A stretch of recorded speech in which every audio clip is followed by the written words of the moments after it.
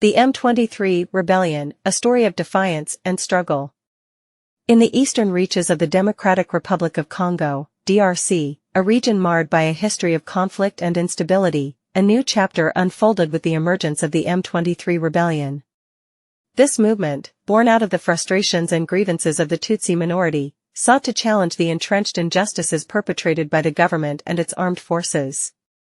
Led by Bosco Ntaganda, the M23 rebels represented a collective response to years of marginalization and oppression.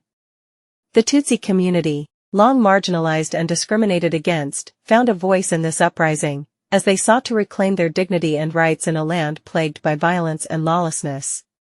The origins of the M23 rebellion can be traced back to the aftermath of the Rwandan genocide in 1994, which saw a flood of refugees and armed groups spill over into neighboring Congo.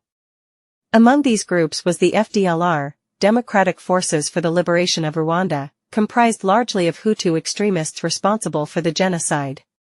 For years, the FDLR terrorized the Tutsi population, perpetuating violence and driving many into exile in neighboring countries. Against this backdrop of fear and persecution, the Congolese government's response was often inadequate and at times complicit in the violence perpetrated against the Tutsi community.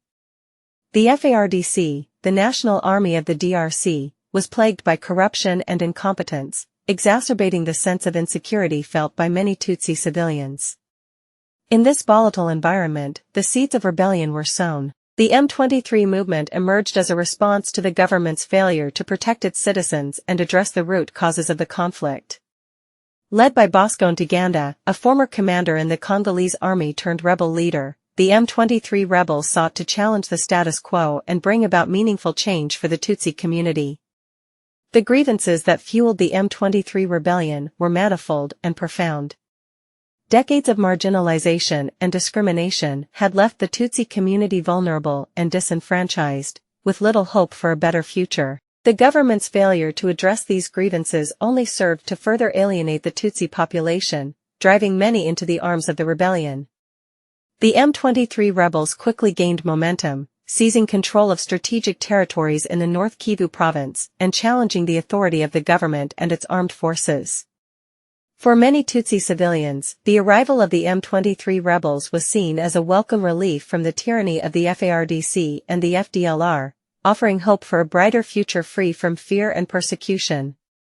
In the aftermath of the conflict, the need for reconciliation and healing remains paramount. Addressing the root causes of the conflict and ensuring justice for all victims, regardless of their ethnic or political affiliation,